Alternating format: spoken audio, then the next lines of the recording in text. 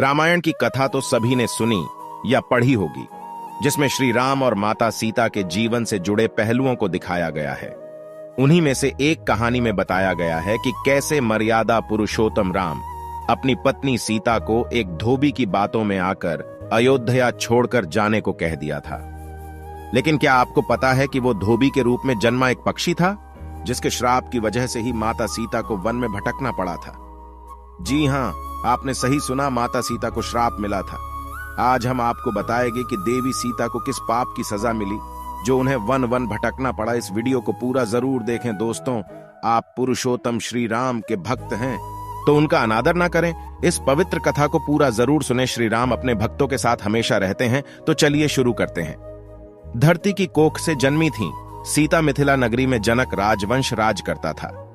उन्हीं में से एक राजा शीरध्वज थे। एक बार यज्ञ के लिए वो जमीन जोत रहे थे। उसी समय वहां से एक छोटी कन्या निकलती है।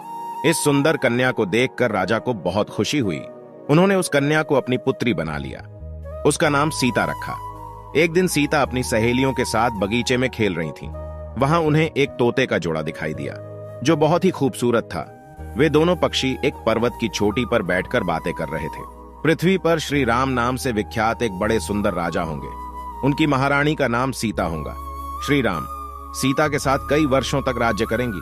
धन्य हैं वे जानकी देवी और धन्य हैं वे श्री राम। माता सीता ने जानी प्रभु राम की कहानी। तोते की ऐसी बातें सुनकर सीता ने सोचा कि ये दोनों तो मेरे ही बारे में बातें कह रहे हैं। इन्हें पकड़कर मैं इनसे अपने जीवन से जुड़ी सारी बातें पूछ सकती हूँ। इसीलिए उन्होंने अपनी सहेलियों से उन दोनों पक्षियों को पकड़कर लाने को कहा। उनकी सहेलियां उस पर्वत पर गईं और दोनों पक्षियों को पकड़कर ले आईं। माता सीता उन पक्षियों से कहती हैं कि तुम दोनों बहुत सुंदर हो। देखो, डरो नहीं, मैं तुम्हें कोई नुकसान नहीं पहुंचाऊंगी। तुम बस मुझे ये बताओ कि तुम कौन हो और कहां से आए हो। राम कौन है और सीता कौन है, तुम्हें उनके बारे में कैसे पता है। पक्षी जोड़े ने सुनाई श्री राम जन्म की कथा। माता सीता के पूछने पर दोनों पक्षी बताते हैं कि एक बहुत विख्यात महर्षि वाल्मीकि हैं। हम दोनों उन्हीं के आश्रम में रहते हैं। महर्षि ने रामायण नाम का एक ग्रंथ लिखा है, जिसका पाठ उन्होंने अपने शिष्यों को भी कराया है। उन पक्षियों ने सीता को यह भी बताया कि इस ग्रंथ में महर्षि वाल्मीकि ने बताया है कि महर्षि ऋष्यशृंग के द्वारा किए गए पुत्रेष्टि यज्ञ से प्रसन्न होकर भगवान विष्णु, राम, लक्ष्मण, भरत और शत्रुघ्न ये चार मानव शरीर धारण कर पृथ्वी पर जन्म लेंगे।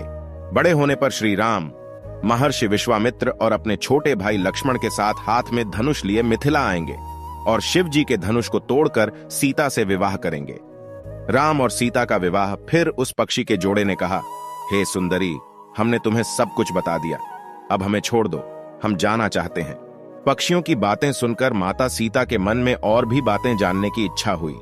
उन्होंने उन दोनों से पूछा कि राम कहां होंगे, वे किसके पुत्र हैं, कैसे वो मिथिला आकर जानकी से विवाह करेंगे।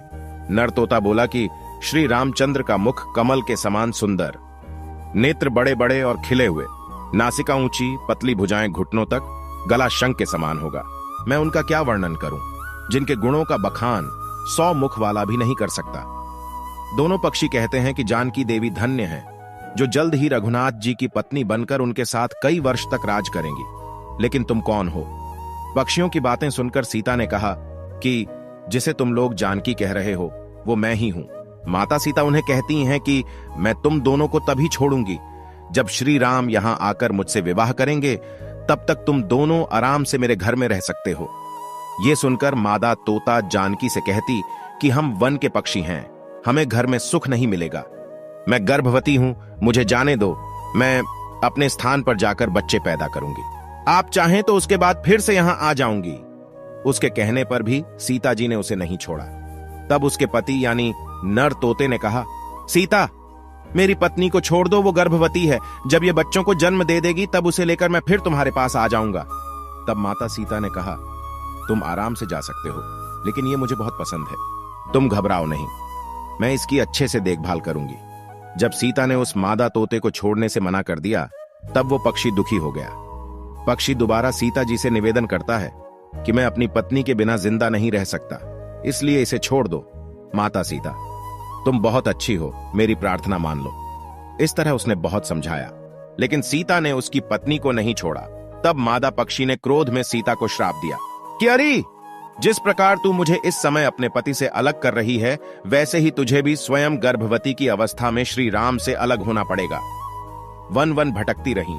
माता सीता कुछ दिन बाद पति से बिछड़ने के दुख में मादा पक्षी के प्राण निकल गए। पत्नी की मौत हो जाने पर नर पक्षी दुखी हो गया।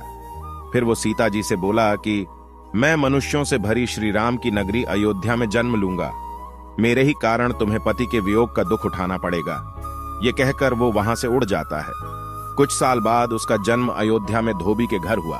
उस धोबी के कारण ही सीता जी का अपमान हुआ। उन्हें अपने पति श्री राम से अलग होना पड़ा। उस तोते का श्राप ही सीता जी के पति श्री राम से बिछड़ने का कारण बना। इसीलिए जब माता सीता गर्भवती थीं, तो उन्हें भी पति से दूर वन में रहना पड़ता है। आपने अक्सर लोगों को कहते सुना होगा कि हमें हमारे कर्मों का फल हमें यहीं मिलता है। इस कहानी से यह बात सिद्ध भी हो जाती है कि कर्म के फल से कोई भी नहीं बच सकता, फिर चाहे वो भगवान राम हो या सीता, सभी को अपने कर्मों को फल भोगना पड़ता है। तो मेरे प्यारे दोस्तों, आपको वीडियो अच्छी लगी तो कमेंट में जय श्री राम जरूर लिखें और चैनल को सब्सक्राइब करें। तो मिलते हैं अगले वीडियो में। जय श्री राम। धन्यवाद।